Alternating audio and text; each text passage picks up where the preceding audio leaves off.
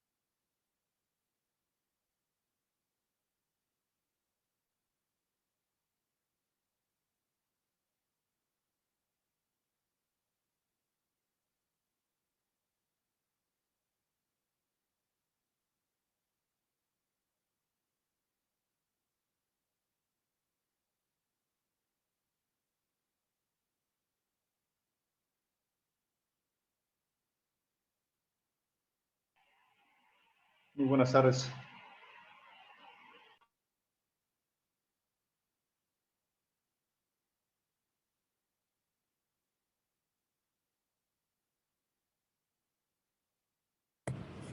Buenas tardes a todos los que se van incorporando. Vamos a esperar unos 2 minutitos más para ya empezar.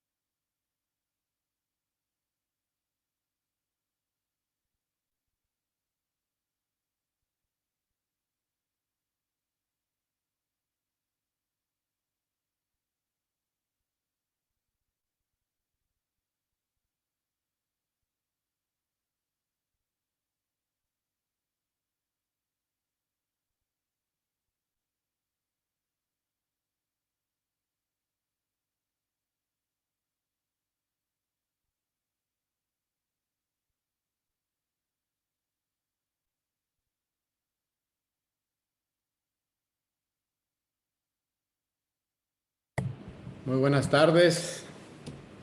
Buenas tardes a todos. Se supone que todos me están escuchando. Si tienen problemas con el sonido o algo, me dicen, por favor. Para cuestiones de eficiencia, tenemos restringido el que ustedes puedan intervenir para evitar ruidos ambientales, etcétera. Sin embargo, cualquier intervención, cualquier duda, con gusto ahí vía mensaje, nos la pueden enviar, y tengan la seguridad de cualquier pregunta vamos a responderla. Si no alcanzamos por como les decía, vía escrito, sino por este medio al final, si dejamos un pequeño margen ahí. La verdad, se trata de una plática que queremos hacer muy dinámica, 1 hora y media tal vez, no más. Es el tiempo que compramos. ¿No es cierto? Nos sale más baratito que las mañaneras por minuto, ¿verdad? Pero vamos a empezar. Vamos a platicar el tema de las facilidades administrativas para el sector primario. Estas facilidades, como ustedes saben, ya tienen bastantes años. Y vamos además de platicar el tema de las facilidades administrativas, obviamente vamos a hacer referencia a los temas que quisieron facilitarnos o que quisieron regular de la propia ley del impuesto de la renta, de los estímulos fiscales, y hacer un breve recordatorio de lo que están tratando de hacer con estas facilidades administrativas. Bien, pues vamos a comenzar. Esta resolución de facilidades administrativas, que corresponde al 2021, fue publicada el 30 de marzo, hace unos cuantos días. Permítame. Y simplemente como un breve recordatorio, en el caso de este sector, pues tenemos que, permítame un poquito, ahí está. Este régimen, como todos ustedes saben, tiene su antecedente en las bases especiales de tributación de hace muchos años, donde se pagaba una cuota por el tipo de cultivo que se estaba realizando, en el caso de ganadería por el tipo de especie de ganado que se explotaba. Es un poquito de historia nada más. Luego surge el régimen simplificado, que fue publicado por allá en 1989 en el Diario Oficial. Tenía realmente como objetivo tardar o regular bajo este esquema 5 años y se fue hasta 10. Entró en vigor en 1990 y este régimen inicialmente nació como optativo y fundamentalmente el denominado régimen simplificado se manejaba en base a flujo de efectivo. Sin embargo, la característica de ese régimen del 90 al 2001, si la memoria no me falla, básicamente se trataba de un régimen de reinversión, como ustedes recordarán, los que les tocó manejarlo, donde si yo no retiraba un solo 5 de la actividad, no pagaba impuestos, aunque generara utilidades. Si yo tenía gastos que no correspondían a la actividad o gastos no deducibles, sí pagaba, pero si la utilidad la mantenía dentro de la empresa, llámese persona moral a persona física, no había impuesto a pagar. Esto desapareció y a partir del 2002 se incorpora el régimen simplificado también en base a flujo de efectivo. Sin embargo, ese régimen en base a flujo de efectivo ya no era un régimen que me permitía reinvertir. Ahí, que es como actualmente lo tenemos, si tenemos una utilidad, pues sobre esa utilidad pagamos el impuesto. Podemos generar pérdida, pues si esa pérdida también la podemos aprovechar para restar de mis utilidades fiscales y determinar el resultado fiscal.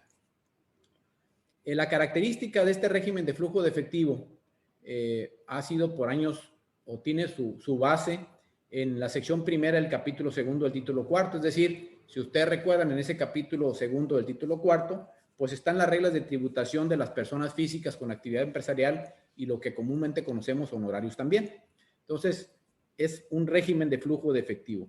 Las únicas excepciones al régimen de flujo de efectivo, como también sabemos, es en el caso de inversiones, exportaciones. Es decir, en el caso de inversiones, yo puedo hacer una inversión y no tiene que estar pagada total o parcialmente. Y en ese caso, aunque no hayamos pagado la inversión total o parcialmente, tenemos derecho a deducir de acuerdo a los porcentajes de deducción que me establece la ley, los que comúnmente conocemos como porcentajes de depreciación o amortización. Entonces, bajo esa base, si nosotros tenemos alguna inversión y no la hemos pagado, es perfectamente se puede deducir con esos porcentajes. El otro caso de excepción al régimen de flujo de efectivo es cuando nosotros exportamos y no logramos cobrar en un año, automáticamente al año cumplido tenemos que acumular, hayamos o no cobrado. En mi opinión, obviamente esto admite prueba en contrario, sin embargo, la ley me obliga a acumular al año en caso de que no hayamos cobrado. Parte el supuesto del legislador de que quizás ya se cobró y yo no lo quiero reportar. ¿Por qué? Porque lo dejé en el extranjero ese recurso. Ese es el principio. También desde que se publicó este régimen por allá en 1989, como les decía, y luego con la reforma a la ley en el 2001 para entrar en vigor en el 2002, y luego con la reforma que tuvimos, la abrogación de la ley de impuesto de la renta del 2013 y la publicación del 2014, quedó por ahí un artículo transitorio donde nos permiten, más bien, donde el legislador faculta al SAT a emitir reglas de facilidades administrativas, tanto para el sector transporte, que vamos a platicar de la próxima semana, y en este caso también faculta al SAT para que emita reglas de facilidades administrativas, ¿sí? Básicamente relacionadas con la posibilidad de poder facilitar la deducción de erogaciones por mano de obra eventual del campo, gastos menores y alimentación de ganado.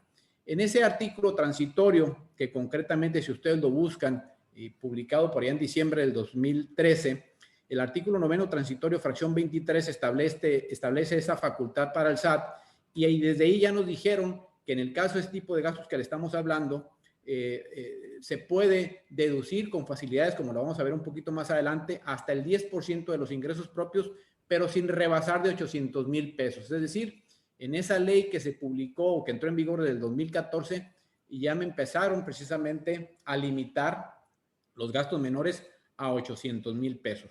Cosa que no sucede, quiero aclararlo, en el caso del sector transporte, no es objeto ahorita de nuestro análisis, pero el sector transporte no tiene esa limitante en la ley. Sin embargo, se lo acaban de imponer esa limitante ahora en la resolución de facilidades que le estamos hablando para el sector transporte. Bien, debemos de recordar también que este régimen de agricultura, ganadería, pesca y silvicultura es un régimen, además de ser de flujo de efectivo, es un régimen que contempla dos posibles contribuyentes. Un contribuyente que está cumpliendo con obligaciones por cuenta propia, llámese persona física o persona moral, y otro contribuyente que cumple por cuenta de sus integrantes, que es una persona moral transparente. Realmente, pues digo, en la mayoría de los casos sabemos que en el sector, pues la mayoría de los empresarios, personas físicas, pues obviamente tributan por cuenta propia. Son raros los casos en que tributan por cuenta de una persona moral, y las personas morales por excelencia pues también tributan por cuenta propia, es decir, no actúan como ente transparente. Sin embargo, este capítulo, que es el capítulo 8 del título 2 del régimen de agapes, contempla esa posibilidad, es decir, tributar a través de una persona moral transparente. Y a partir del 2014, en el capítulo 8, que es el de personas morales, título 2, se incorporó en este régimen a las personas físicas, cosa rara y con un poquito de ausencia de técnica legislativa. A las personas físicas se les incluyó dentro de un capítulo de personas morales. Obviamente, ¿por qué? Pues porque toda la base de tributación está establecida al final de cuentas en el título 4, capítulo 2, como veíamos hace ratito.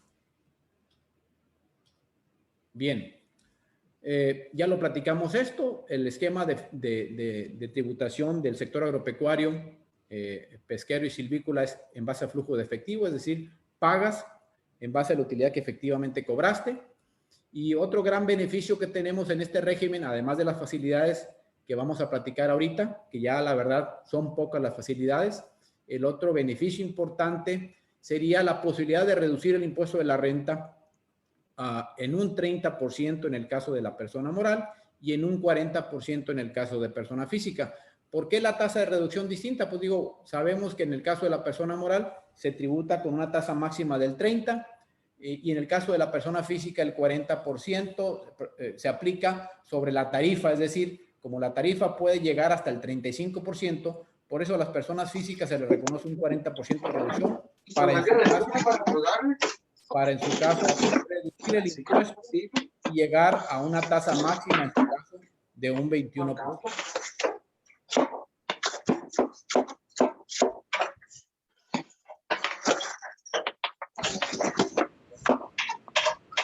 Muy bien. Por ahí alguien tiene abierto su micrófono, si nos hace el favor de conectarlo, por favor, porque está viendo algo de ruido. Teníamos aquí la opción de que no se escuchara. Ahorita vamos a resolver el problema. Muy bien. entramos de lleno en lo que es la resolución de facilidades administrativas. Como les decía, esta se publica el 30 de marzo y entra en vigor a partir del 31 de marzo de este año.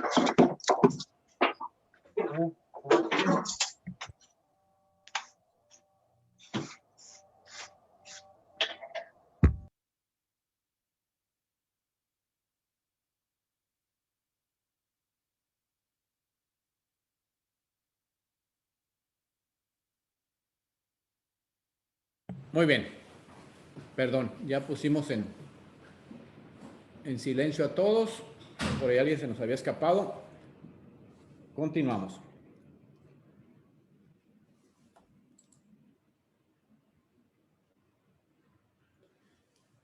Se especifica que las facilidades se aplican desde el 1 de marzo, es decir, dejaron vigente la resolución de facilidades por un transitorio en la resolución de facilidades 2020, enero y febrero. Y en esta resolución, como entra en vigor a partir del 31 de marzo, que es el día siguiente de su publicación, en el transitorio establecieron que iba a ser aplicable del 1 de marzo en adelante. Hay otros comentarios en cuanto a algunas aclaraciones, que no vale la pena ahorita estos dos párrafos que les comento aquí. Un poquito también de historia. La verdad es que las facilidades se han acotado bastante a través de la historia. Ustedes pueden ver ahí una tablita que les preparé desde agosto del 1990. La Secretaría de Hacienda y Crédito Público hizo llegar o circularizó a las diferentes cámaras, no se publicó en el diario oficial, las facilidades que tenían los contribuyentes de los sectores ganaderos que ustedes pueden apreciar aquí. En este caso, si ustedes se fijan a manera de ejemplo, fíjense los montos de las facilidades que tenían en aquellos años. Estábamos hablando que en el caso de explotadores de ganado bovino tenían hasta el 60% de facilidades de comprobación, 15% para mano de obra, 35% para alimentación de ganado y otros gastos, 10%, que son ahora los famosos gastos menores.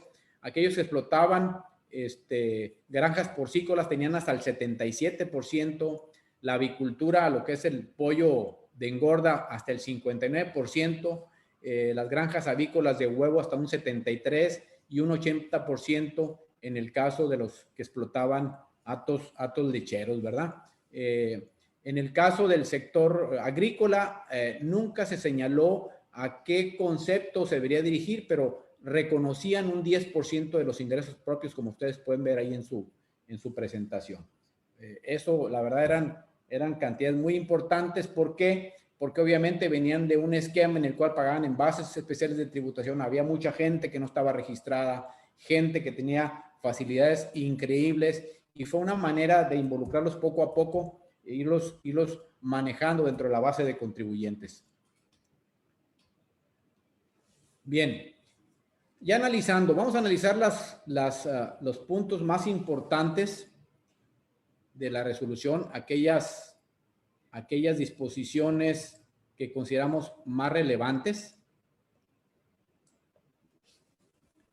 En el caso de la regla 1.1, hay una regla donde siempre han aclarado que en el caso de actividades ganaderas se consideran pues, la cría engorda de ganado, pero yendo un poco más allá o no un poco más allá, totalmente fuera de lo que establece el artículo 16 del Código Fiscal de la Federación, me establecen que también se considera que realizan actividades ganaderas aquellas personas físicas o morales que adquieran ganado en primera instancia, ¿verdad? Y que después lo enajenen, es decir, que tengan un determinado periodo de engorda, pero solo se reconocen como ganaderos aquellos cuyo proceso de engorda sea mayor a 3 meses. Es decir, si yo adquiero ganado y lo revendo a los 2 meses y medio, yo no me considero que estoy realizando una actividad ganadera en términos de la resolución de facilidades administrativas. Como le repito, el artículo 16 del Código Fiscal de la Federación nunca me establece un plazo.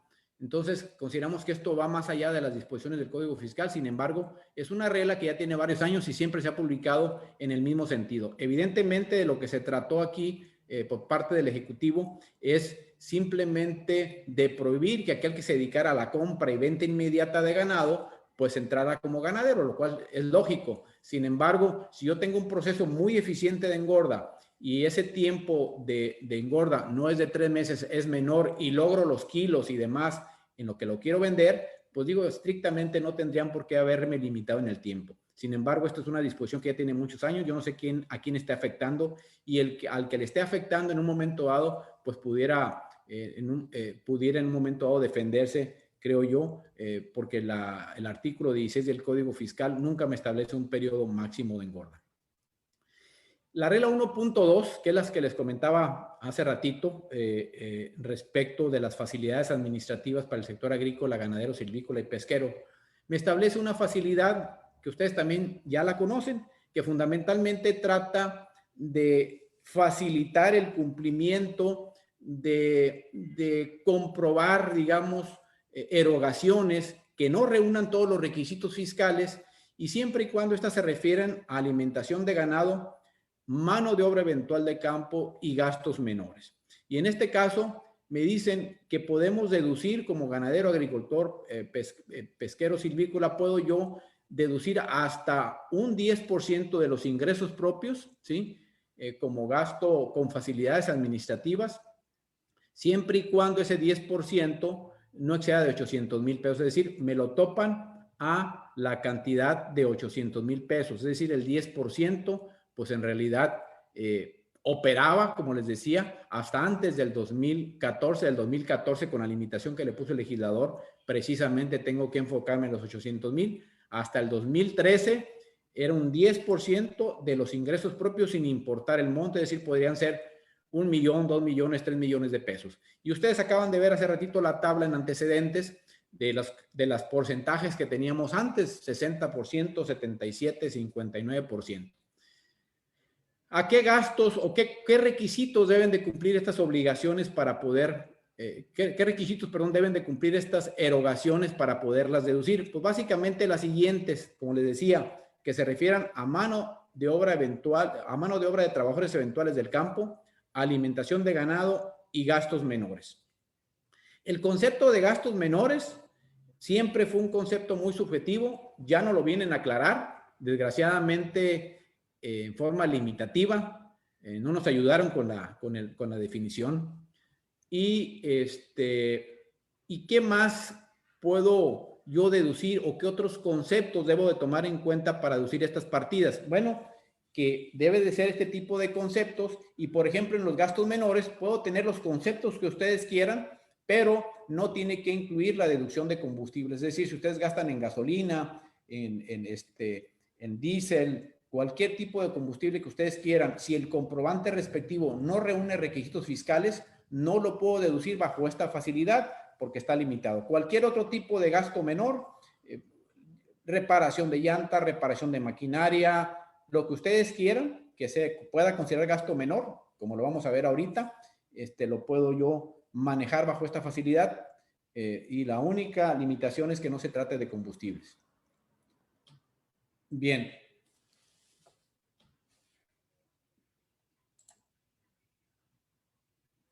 Continuamos. ¿Qué otros requisitos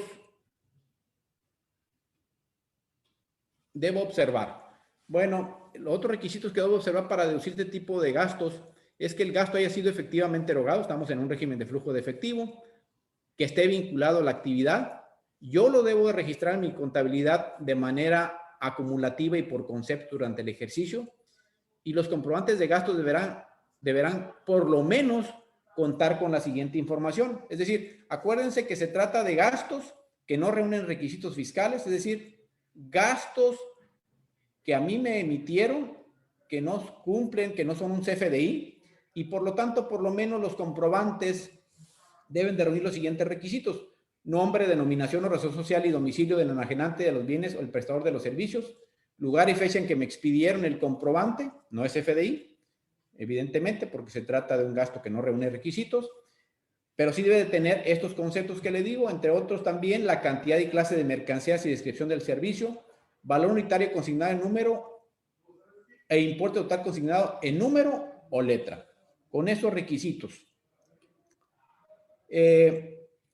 Si no reúno esos requisitos, si no lo registro de manera acumulativa, si no lo registro por concepto, no van a deducirlos. En una auditoría, si ustedes le revisan su contabilidad y no reúne alguno de esos requisitos o el comprobante no tiene alguna de las características que acabamos de comentar, no se van a poder deducir.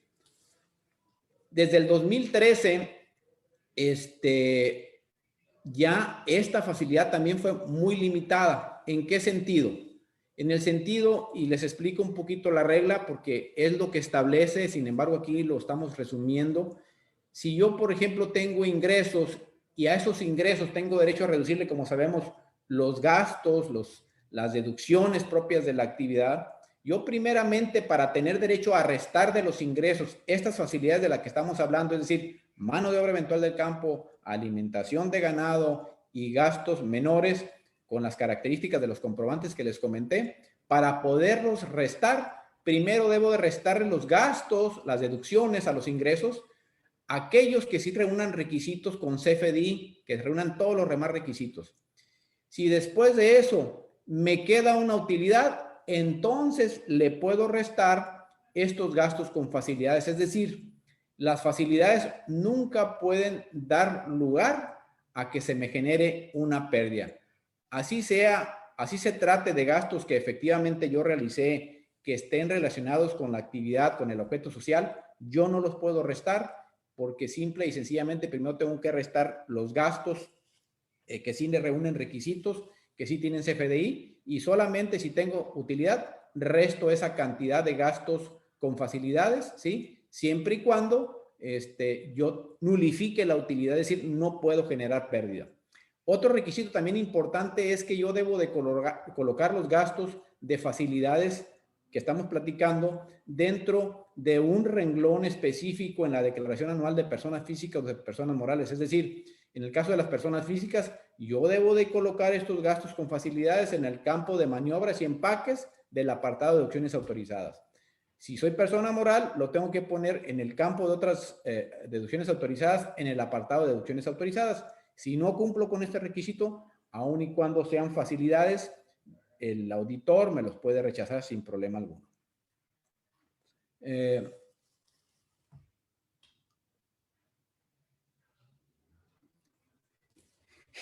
Como les comentaba, la regla también me obliga a otra cosa. Con gusto les hacemos llegar el material a sus correos. El que lo solicite, con gusto este material va a estar a su disposición.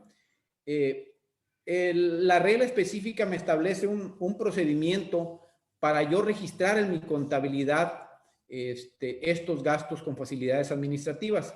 Y me dice lo siguiente, y yo lo explico aquí con un ejemplo. El tema, ¿cuál es? El tema es, acuérdense que yo debo de deducir gastos con facilidades administrativas hasta por el 10% de los ingresos propios. Sin embargo, la limitante son 800,000 pesos. Entonces, en este ejemplo, yo lo que tengo que hacer es lo siguiente. Yo tengo que reconocer los gastos que me permite deducir la regla, pero con base en la estructura original que tienen los gastos que realmente erogué.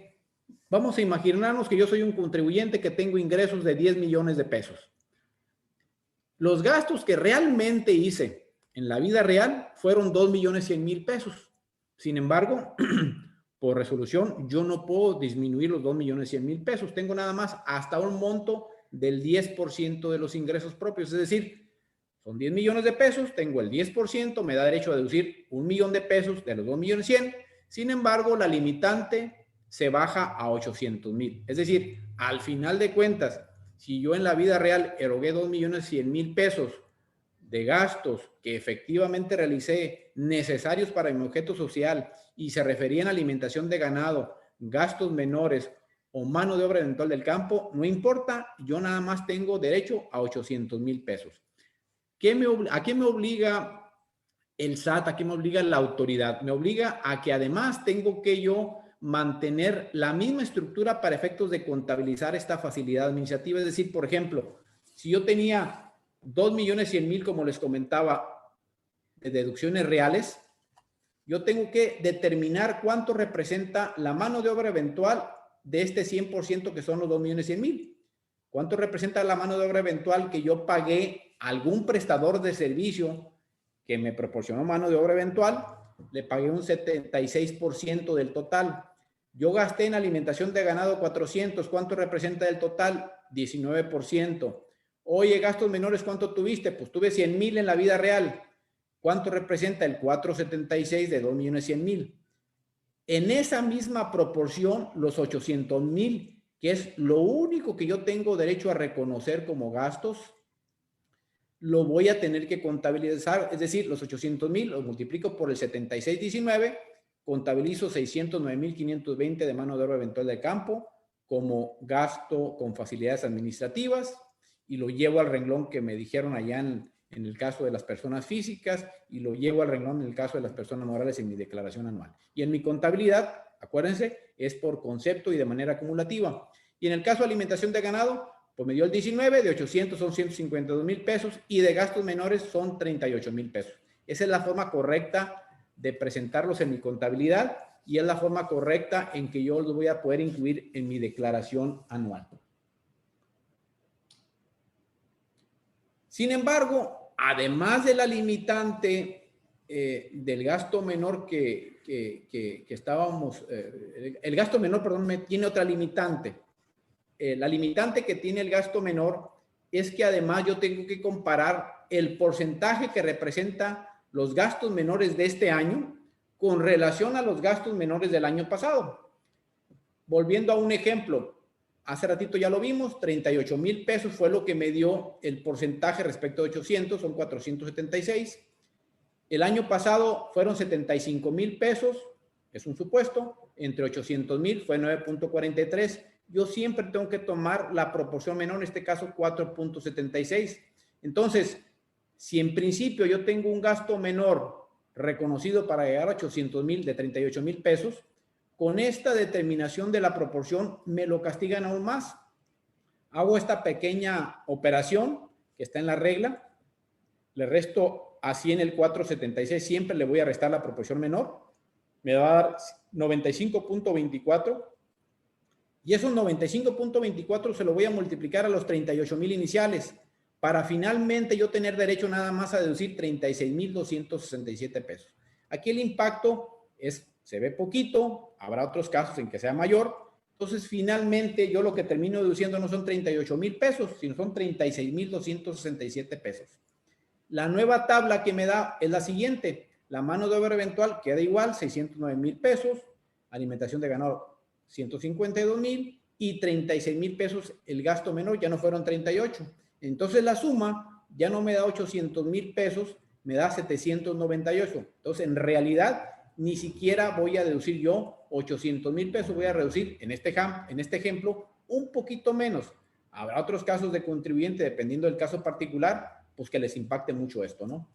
Como les decía hace ratito, el problema que siempre tuvimos en la interpretación de los gastos menores es que nadie nos definía que era un gasto menor. Podríamos hablar que es aquellos que son de cuantía menor o aquellos que si los comparamos con otros, pues son menores a los cuales con los que estoy comparando. Sin embargo, en esta resolución de facilidades administrativas que está en vigor 2021, ya me estableció la disposición, perdónenme, en este caso el Ejecutivo, la Secretaría de Hacienda, el SAT, me estableció que gasto menor o se considera gasto menor aquel que no exceda de 5,000 pesos cada uno. Llámenle como quieran. Cualquier gasto que ustedes quieren manejar con esta facilidad será menor siempre y cuando no exceda de 5,000 pesos. No podemos incluir como gasto menor todo lo que tenga que ver con combustibles. Bien, continuamos. Aquí es otra regla que ya ha causado mucha controversia. Si ustedes recuerdan, hasta la resolución de facilidades 2020, seguramente ya lo escucharon, podíamos nosotros tener la combinación de pagos provisionales semestrales con enteros mensuales de IVA. Hasta el año pasado, de hecho todavía hasta los meses de enero y febrero, nosotros estábamos conscientes de que yo podía hacer pagos provisionales semestrales de ISR y podía enterar las retenciones de ISR en forma mensual. Si yo hacía esto, Entonces, podía combinar la periodicidad del entero de mis retenciones en forma mensual, presentando también mis declaraciones de IVA en forma mensual y los pagos provisionales de ISR la hacía en forma semestral. A partir de este año, como vamos a ver ahorita, a partir más bien de marzo de este año, los pagos provisionales ya no los puedo hacer combinados, ya no puedo cumplir con mis diversas obligaciones de manera combinada. Me debo decantar por un solo periodo, es decir, todas mis declaraciones provisionales o definitivas y el entero de las retenciones o lo tengo que hacer semestral o lo tengo que hacer mensual. Creo que la forma en que fue redactada la regla deja mucho que desear y me da lugar a interpretaciones distintas.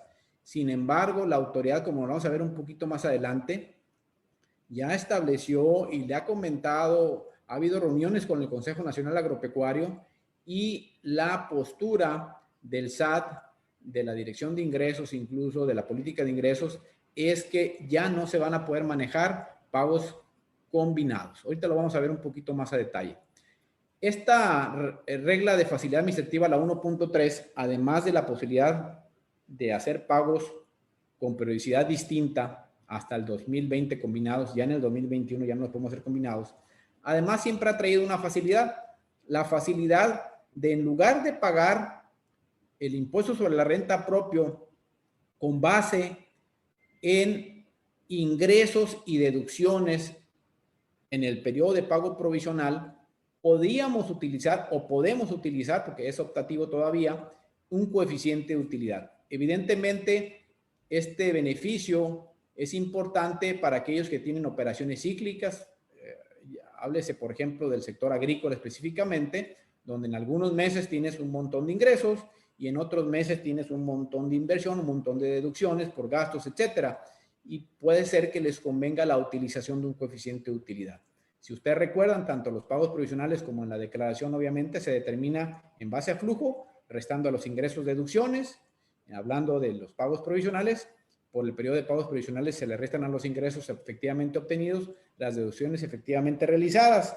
Sin embargo, como les digo, pues a veces no nos conviene utilizar ese mecanismo y el Ejecutivo me da la alternativa de aplicar coeficiente de utilidad. Evidentemente se trata de una regla que me facilita, que me da financiamiento.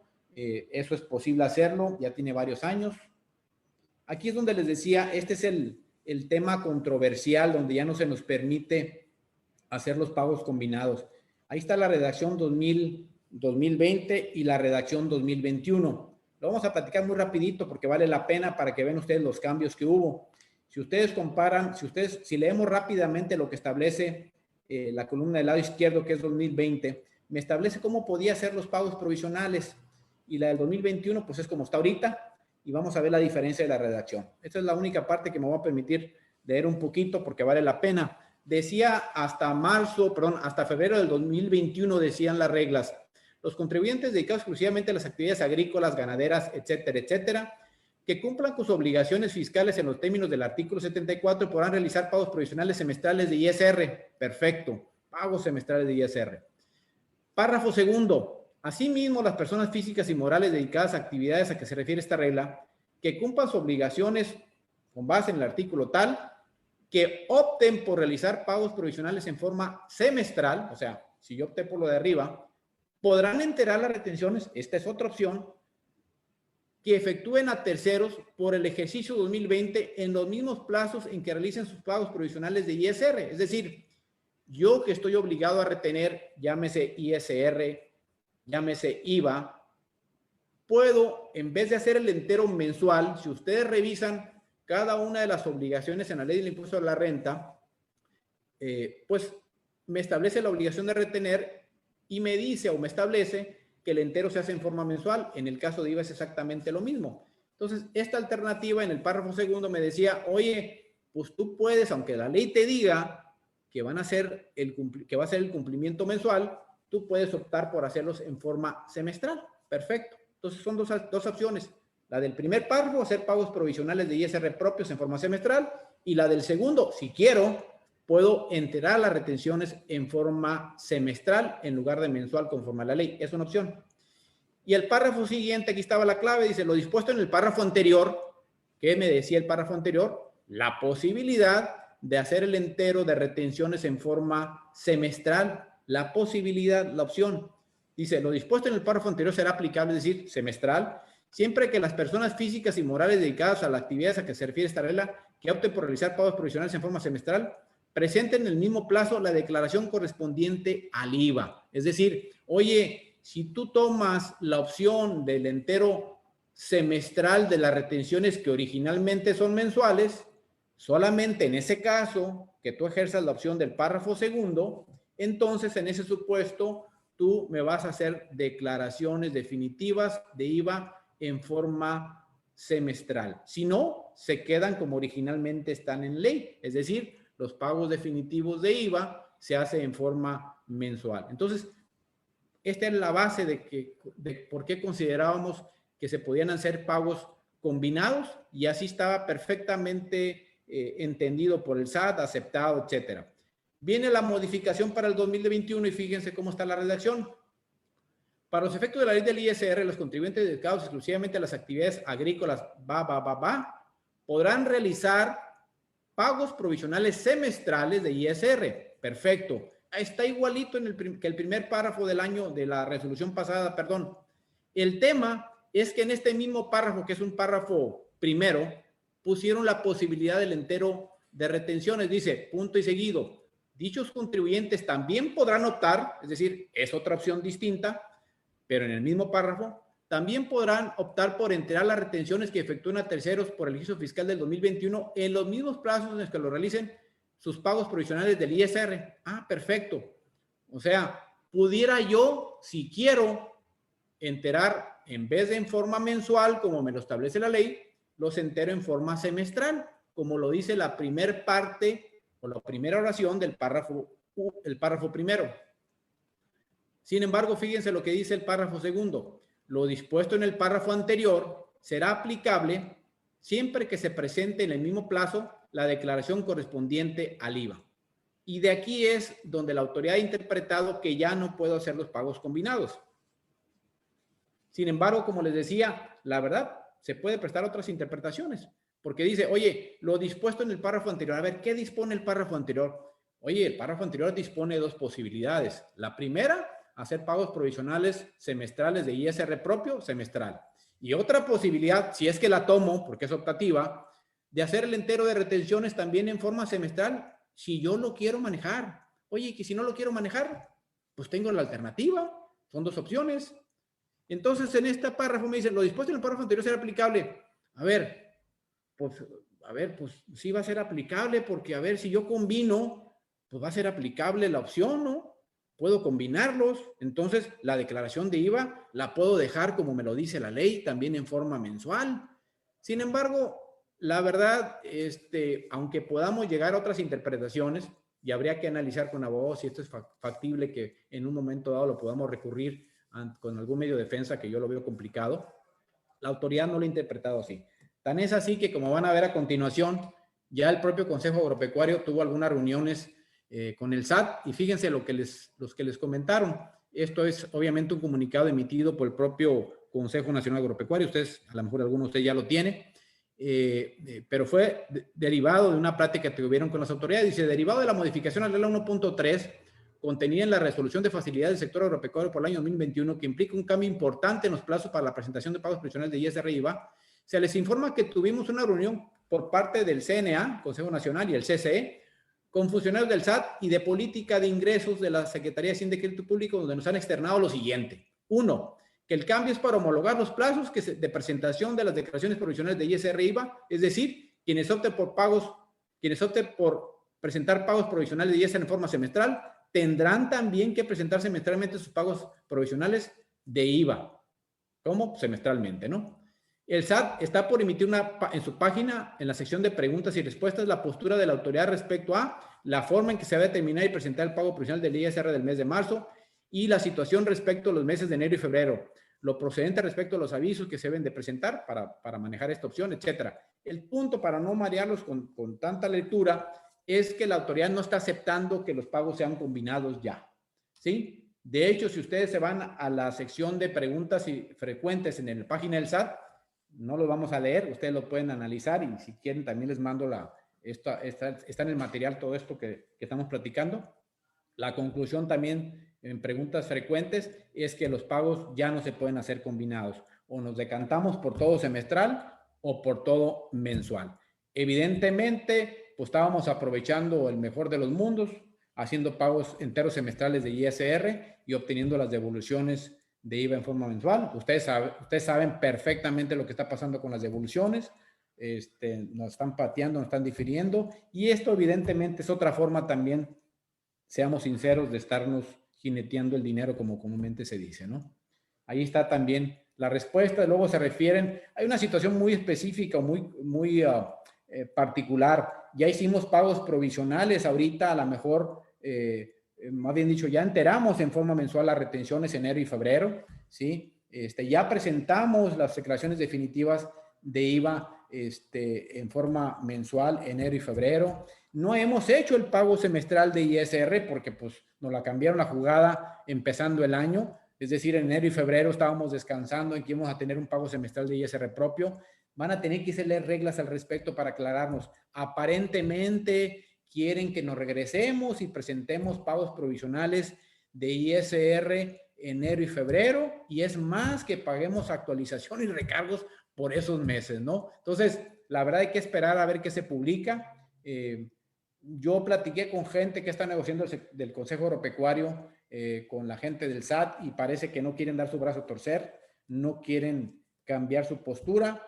Les digo, tan es así que incluso están pensando en que paguemos enero y febrero de ISR con recargos y actualización, lo que se me hace absurdo. Esperemos que cuando menos eso no se entere de esa manera. Pero es lo que tenemos hasta ahorita, lo que les puedo comentar. Vienen otros comentarios al respecto ahí. Bien, la regla 1.4 también ya tiene varios años. Fundamentalmente se refiere a que cuando... La regla 1.3, la 1.2, perdón, la que veíamos hace ratito de facilidades administrativas respecto de aquellas erogaciones donde no tenemos comprobantes que reúnan todos los requisitos fiscales, siempre y cuando se refieran a mano de obra eventual del campo, a alimentación de ganado y gastos menores, pues es una regla específica.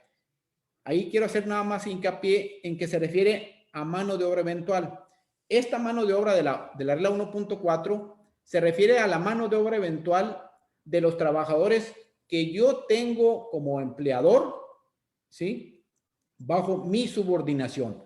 La regla que analizamos antes, la 1.2, se refiere a mano de obra eventual del campo cuando alguien con sus trabajadores me prestó servicios. Ahorita olvídense la outsourcing, ¿no? Este es otro rollo.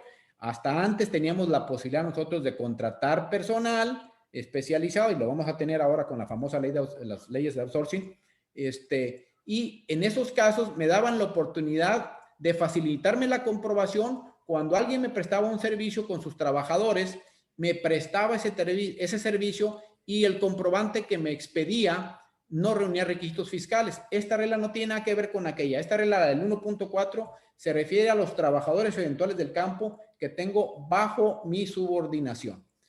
¿En qué consiste la facilidad? Ya la conocemos desde hace mucho tiempo. Consiste fundamentalmente en que en vez de tener que andar registrando a todos los trabajadores, de cumplir con las obligaciones para efectos de seguro social, que no estoy exento de ello, me facilitaba el SAT poder cumplir con la obligación que implicaba tener a un trabajador eventual del campo como si fuera cualquier otro trabajador. Por la estacionalidad precisamente de los trabajadores, la imposibilidad a veces práctica de poder reunir los documentos necesarios para poder poder cumplir con todas las obligaciones formales por ese tipo de trabajadores, me establecieron esta facilidad. Me dijeron, mira, no te preocupes, tú págame de los trabajadores del campo por la nómina, págame el 4%, y con ese 4% considero yo que estás cumpliendo con todas las obligaciones que te establece la ley del ISR, es decir, que estás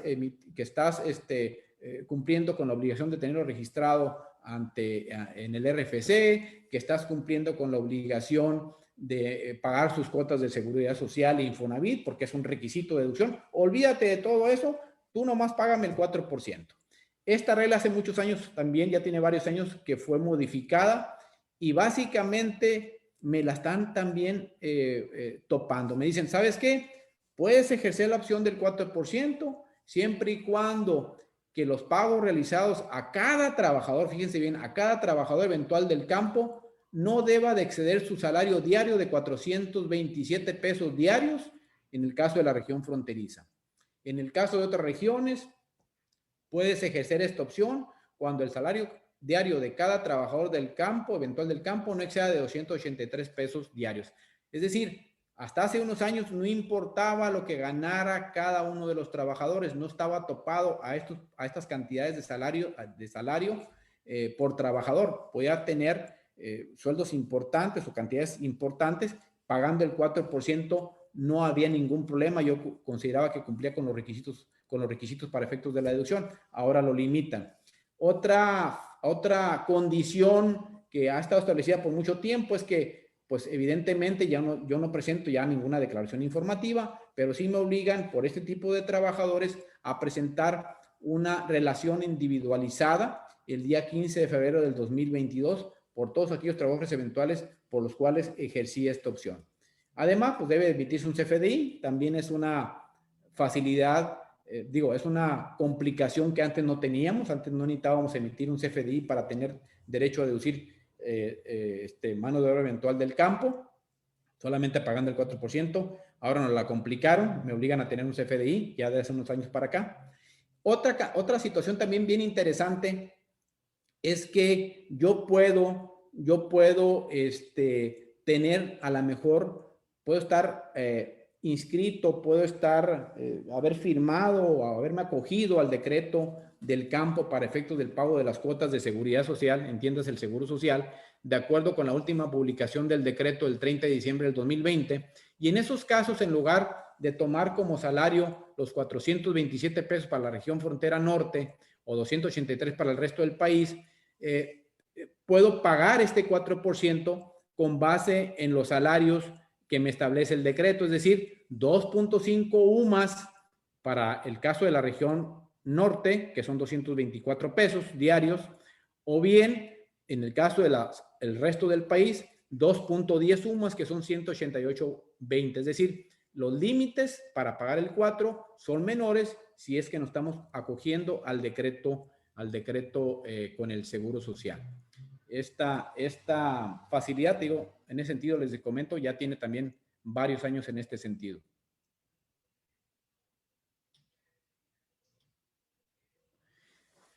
Hay otra regla que también tiene ya bastante tiempo, que a lo mejor no es muy común, la regla 1.5. Básicamente esta regla lo que hace es dar una facilidad, y me voy a únicamente a concentrar en la facilidad en sí.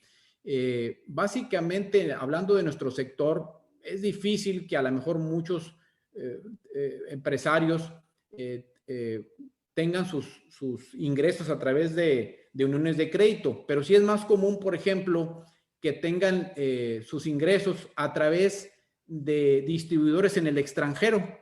Es decir, exportamos el producto hacia Estados Unidos y posteriormente hay un distribuidor mío que me emite una liquidación, y esa liquidación que me emite, la facilidad que me da en esta regla es que esa liquidación hace las veces de comprobante fiscal. Es decir, esa liquidación, por esa liquidación no tengo que emitir un CFDI y hace las veces de comprobante. Aquí lo interesante, a partir de este año, bueno, antes de este año todavía me permitía, por ejemplo, y me sigue permitiendo, si el distribuidor mío hacía gastos por cuenta mía, esta liquidación también hacía o hace las veces de comprobante fiscal, y yo puedo deducir todo lo que me cargue en esa liquidación mi distribuidor. El cambio para este año consiste en que si yo tengo un distribuidor en México, el distribuidor en México tiene que incluir, tiene que emitir una liquidación y emitir un comprobante, o es decir, emitir un CFDI, y ese CFDI del distribuidor en México debe de incluir el RFC del productor. Ese es el cambio que hubo en esta regla, ¿no?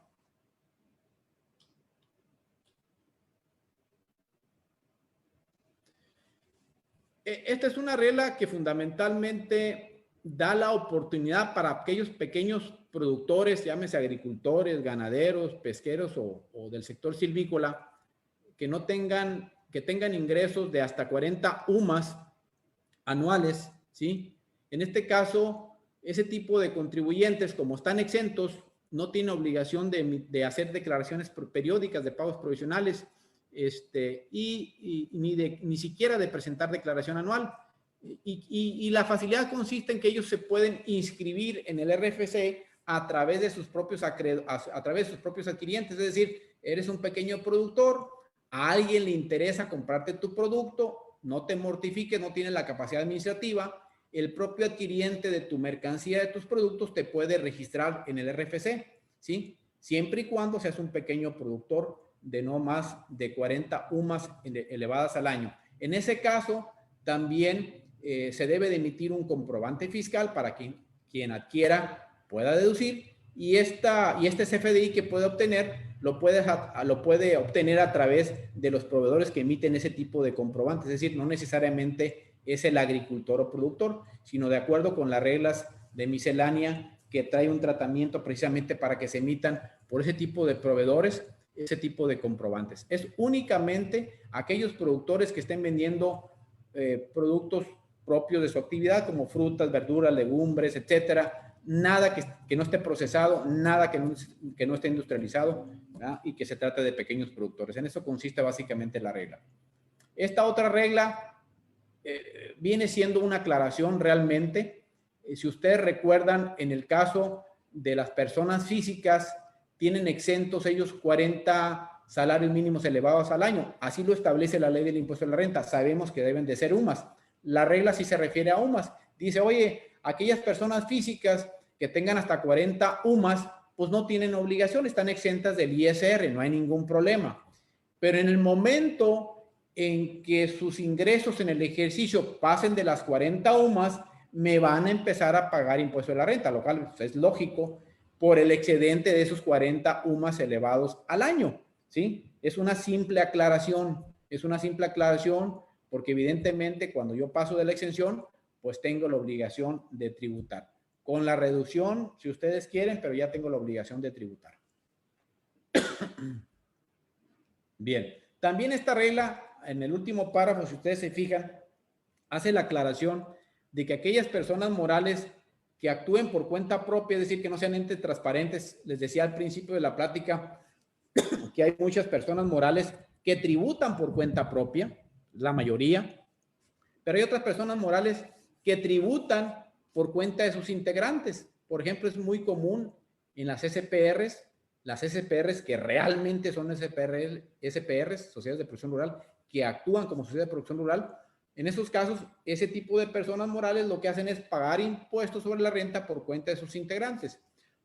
Esta regla lo único que establece es que en el caso de aquellas personas morales que realicen actividades agrícolas, ganaderas, piscícolas o ganaderas, agrícolas, silvícolas o pesqueras por cuenta propia, pueden aplicar las facilidades administrativas, obviamente por ellos mismos, ¿no? Es la única aclaración.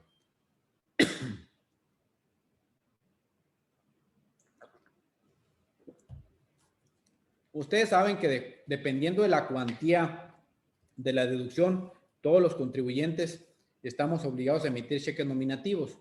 Hay una facilidad básicamente para el adquiriente de productos de pequeños contribuyentes, de pequeños empresarios del sector, a que en esos casos, esos adquirientes le pueden pagar con cheques no nominativos siempre y cuando el pago no exceda de 5,000 pesos. Antes era de 20,000.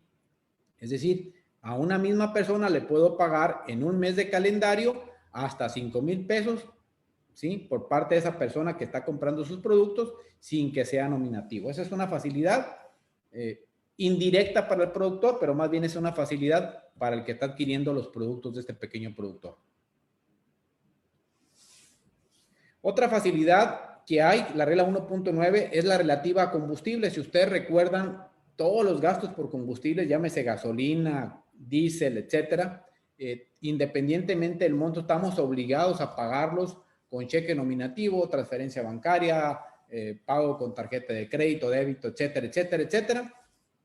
Y en estos casos, la facilidad consiste en que se pueden hacer pagos hasta el 15% por el valor de los combustibles, o más bien dicho, hasta el 15% del combustible que yo consuma, sin que necesariamente el contribuyente tenga que emitir cheque nominativo, hacer transferencia, etcétera. Es decir, puede pagar con cualquier otro medio, es decir, puede ir a comprar, por ejemplo, vales de gasolina o cualquier otro medio que ustedes imaginen, y no es necesario que se tenga que cumplir con el pago mediante cheque nominativo, tarjeta de débito, crédito, etcétera, ¿no?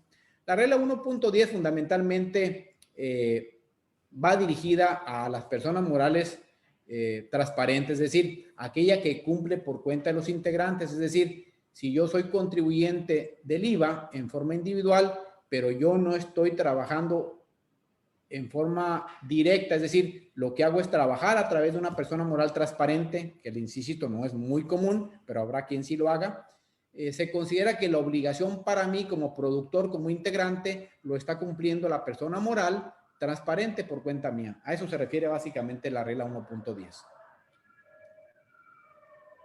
La regla 1.11 es bien importante.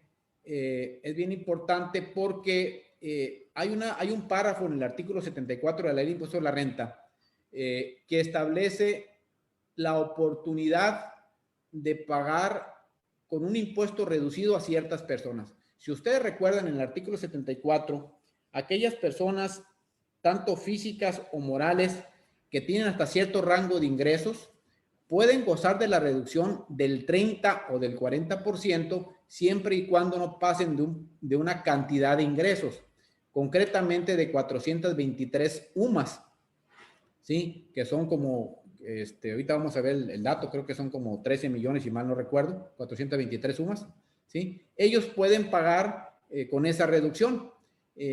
Sin embargo, en el párrafo 13 del artículo 74 de la Ley de Impuesto a la Renta, hay unas personas morales que pueden pagar con esa reducción del 30% cuando incluso obtengan más de 423 sumas, es decir, de más de 13 millones de pesos. Ahorita vamos a ver una tablita ahí adelantito. Es decir, si ese tipo de personas morales obtienen ingresos por 423 UMAS por 10 osos, es decir, 4.230 UMAS elevados al año, ellos pueden pagar con la tasa reducida, ¿sí? La ventaja de esta facilidad, de esta regla 1.11, es que con base en la ley únicamente el beneficio de pagar con tasa reducida, con un rango mayor de ingresos, únicamente se ofrece a sociedades o asociaciones de productores que cumplan ciertos requisitos.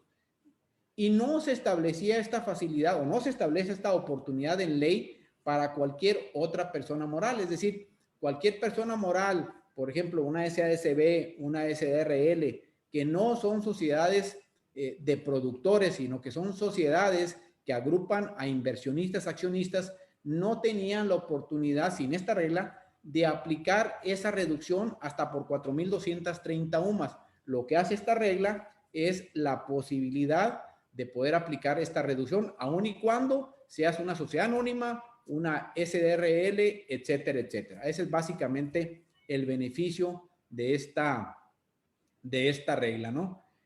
Acuérdense, si ustedes analizan el párrafo tercero, perdón, el párrafo 13 del artículo 77, los que tienen únicamente el beneficio de pagar con una tasa reducida hasta por 4.230 UMAS son las SPRs, las ARIC, etcétera, siempre y cuando estén constituidas únicamente por personas físicas, sus miembros tengan más de 20 salarios mínimos de ingresos por año, por integrante, ¿sí?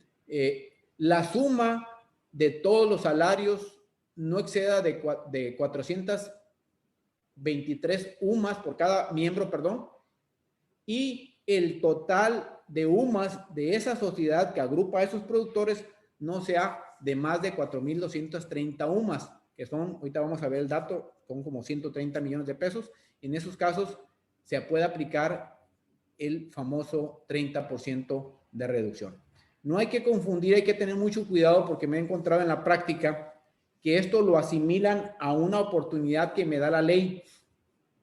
En la ley del impuesto de la renta, concretamente por allá en el último párrafo de la fracción segunda del párrafo séptimo, me dan la oportunidad para este sector de poder deducir aquellas inversiones que efectivamente haya erogado.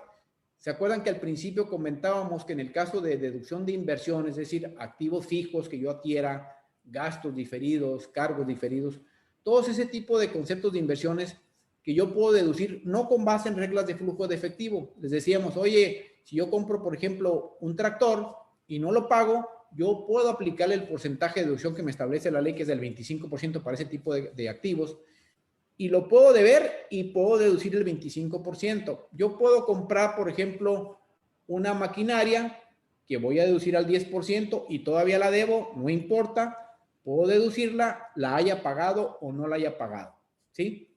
El beneficio que trae ese otro párrafo que le estoy hablando es que si yo pago, por ejemplo, un activo en forma total, tengo el recurso suficiente, por ejemplo, o bien le pido un préstamo al banco y me lo da, y yo con ese dinero agarro y pago un tractor y lo pago cash total, ese tractor que yo estoy pagando lo puedo deducir al 100%.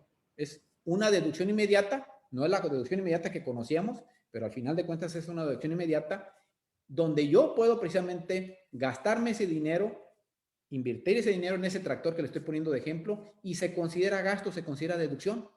No lo considero inversión, se considera gasto, así lo dice textualmente la ley, ¿sí?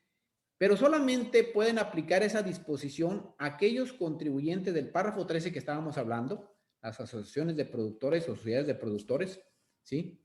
Siempre y cuando no sean de 4,230 UMAS, o aquellos contribuyentes, llámese personas físicas o personas morales, que no pasen de 423 UMAS, que son como 13 millones de pesos, ahorita lo vamos a ver adelante. Nada más para ellos, ¿sí? Y en esos casos, a lo que quiero llegar es que esta regla, la 1.11, únicamente se refiere a la posibilidad de reducir la tasa del impuesto de la renta para los contribuyentes, personas morales que no sean asociaciones o sociedades de productores. Nada más eso. Me he encontrado en la práctica que mucha gente lo que hace es deducir las inversiones y sus ingresos andan en 400, 500 millones de pesos.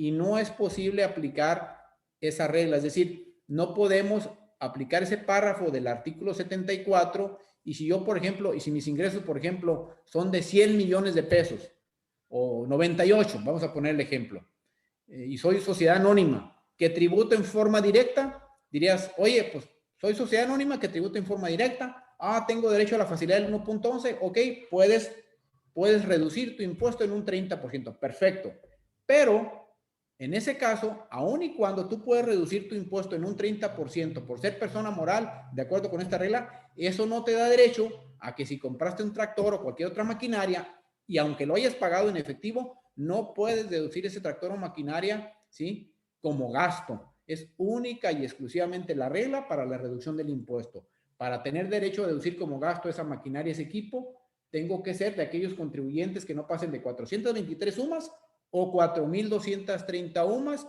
en el caso de asociaciones o sociedades de productores del párrafo 13 del artículo 74. Cualquier duda, las vamos a atender, no tengan cuidado, lo vamos a platicar o resolver.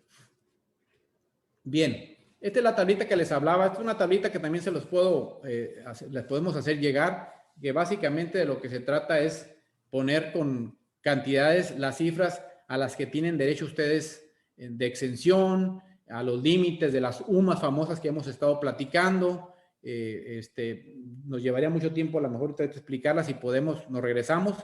Por la cuestión del tiempo quisiera un poquito brincármela, a lo mejor nos dan un poquito de tiempo, ya casi vamos a terminar, y si gustan ustedes las podemos platicar.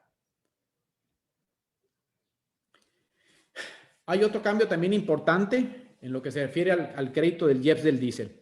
Si ustedes recuerdan la Ley de Ingresos de la Federación, ya desde hace algunos años, me permite acreditar el IEPS del diésel contra el impuesto de la renta propio y antes contra las retenciones del mismo. De hace unos años para acá, esta posibilidad de acreditar el IEPS del diésel no únicamente es exclusiva del sector agropecuario. Si ustedes analizan el artículo 16 en sus fracciones 16 de la Ley de Ingresos de la Federación 2021, la fracción primera, segunda y tercera se refiere a todo aquel que realice actividades empresariales. Entonces, cualquier que realice actividades empresariales y utilice diésel como combustible para mover su maquinaria, siempre y cuando no se trate de equipo de transporte para mover mercancía o personal, sino que se utilice en maquinaria, puede acreditar este IEPS del diésel contra el ISR propio. Lo vamos eso ya lo conocemos. Aquí el tema, ¿cuál es? El tema es que el caso del sector agropecuario, también ya lo sabemos desde hace mucho tiempo, tiene dos posibilidades. Tiene la posibilidad de acreditar el IEPS del diésel, ¿sí? Mediante multiplicar la cuota por litro del diésel por el número de litros de diésel adquirido, o bien tiene la posibilidad de tomar todas las facturas del consumo del diésel, multiplicarlas por el 35.5, a ver cuál le conviene de los dos procedimientos, y aplicar ese acreditamiento contra el ISR propio, cualquiera de los dos. Entonces, esa ventaja ya la teníamos, ya la conocíamos.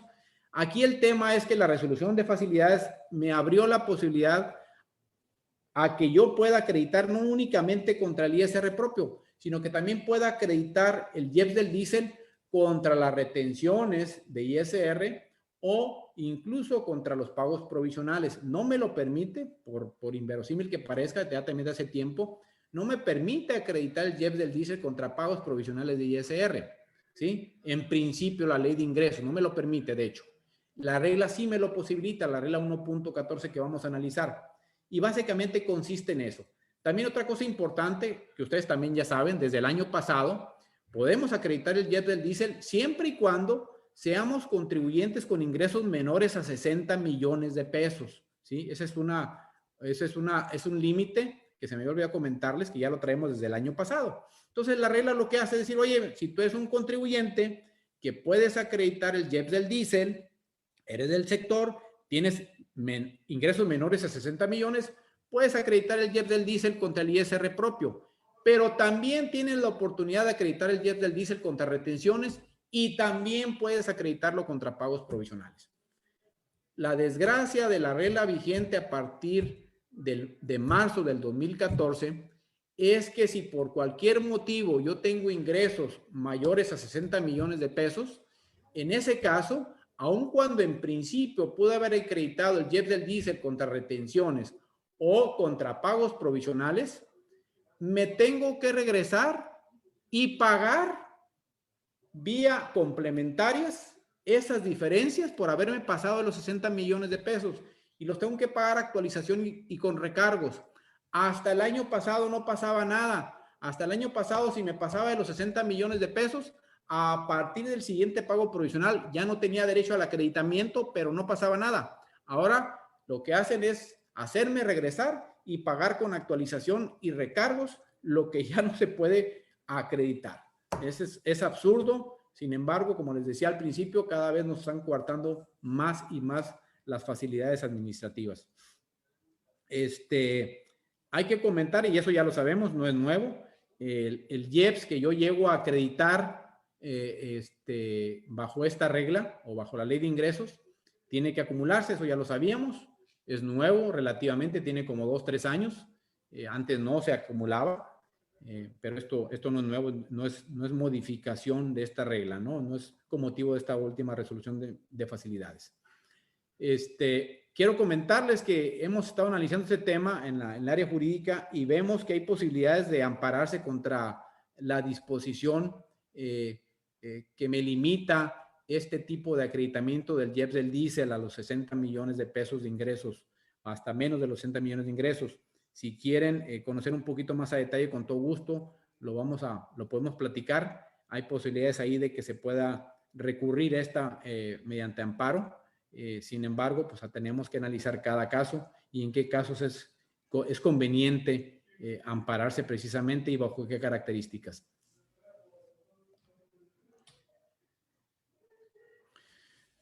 dos nuevas reglas que se agregan a partir de este año, la regla 1.15 y la regla 1.16, que básicamente consisten en que quien por primera vez aplique el estímulo del IEPS deberán presentar el aviso dentro de los 15 días siguientes a la primera declaración que apliquen dicho estímulo.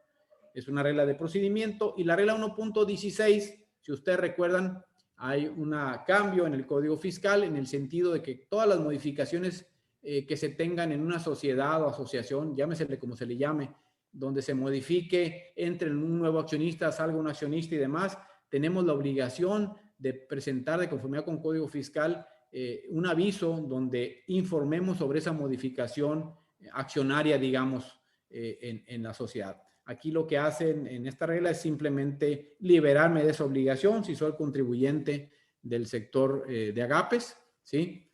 Sin embargo, si la autoridad en cualquier momento me solicita esa información, pues yo debo de presentársela. Básicamente es una facilidad administrativa también relativa a la presentación de avisos.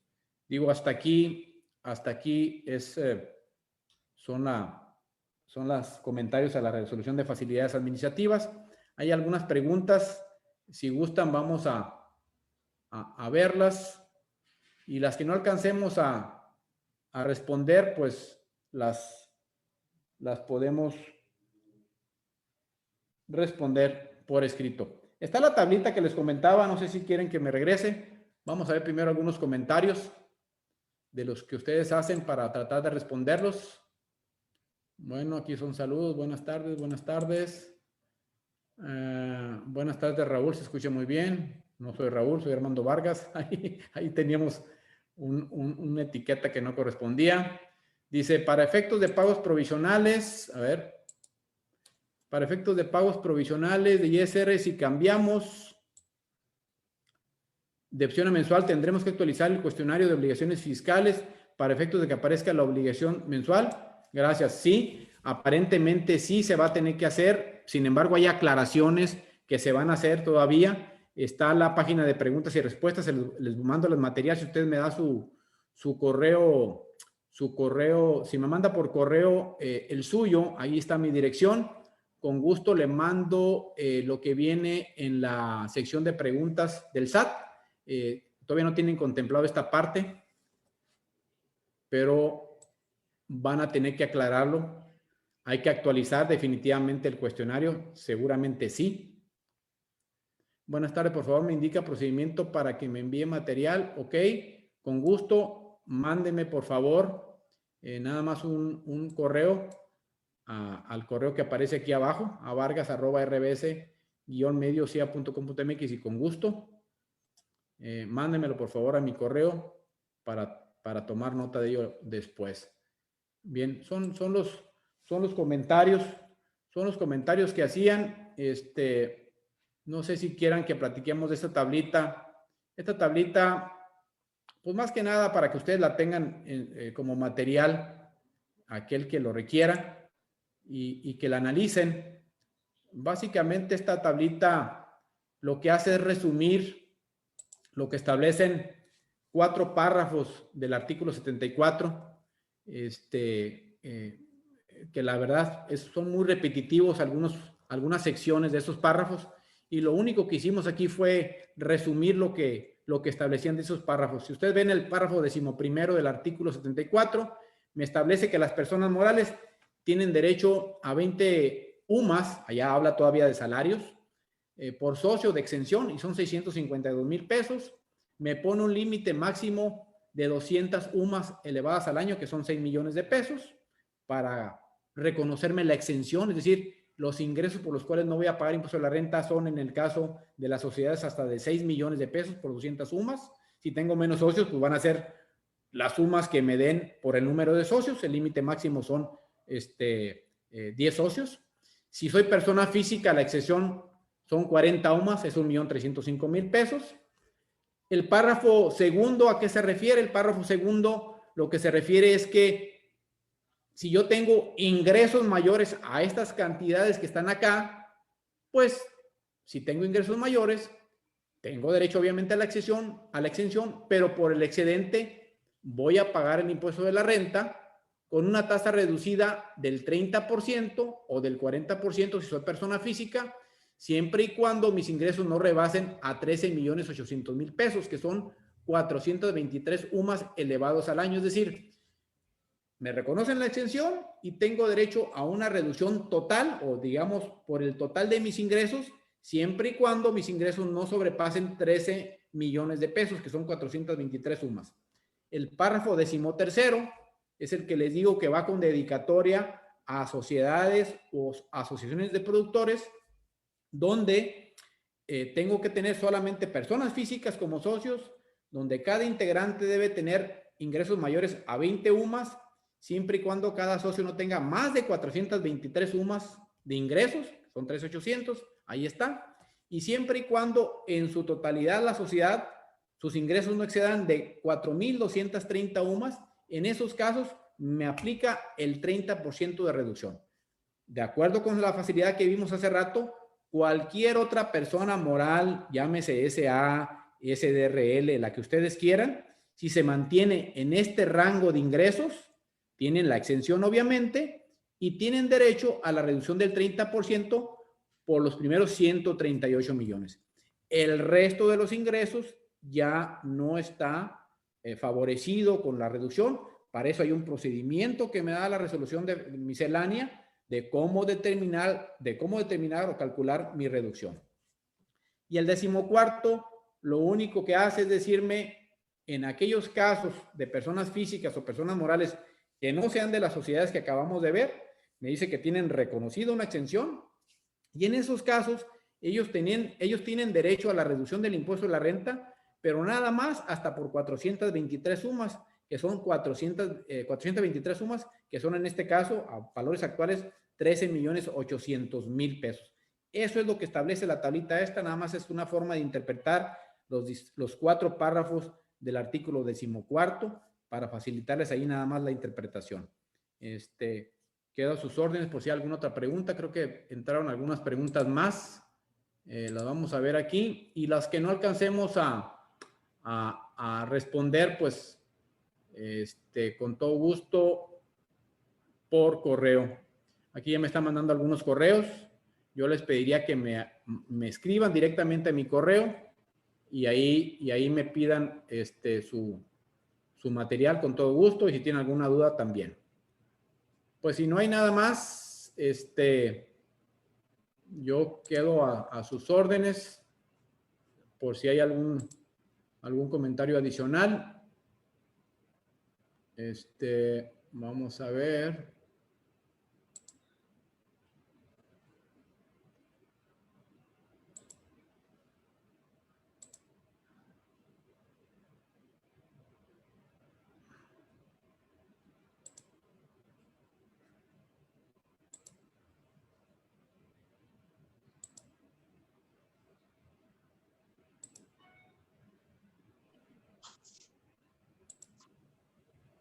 Muy bien. Si alguien tiene alguna pregunta, ya quité la opción de mute para cualquiera que se quiera conectar en forma directa, nos puede hacer la pregunta. Y si no, con todo gusto por correo. Quedamos a sus órdenes.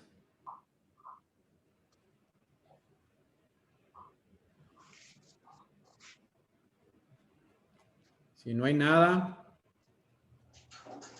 nos retiramos agradeciéndole su atención. La próxima semana, el día miércoles, tenemos el tema de transporte de pasajeros, facilidades administrativas para transporte de carga y pasajeros. También hay cosas ahí interesantes. El que tenga algún interés en conocer del tema de las facilidades para ese sector, con todo gusto. El miércoles les haremos llegar también la invitación y con todo gusto. Si no hay otra cosa, pues quedamos a sus órdenes y damos por terminada la jornada. Muchas gracias a todos, muy amables por su atención.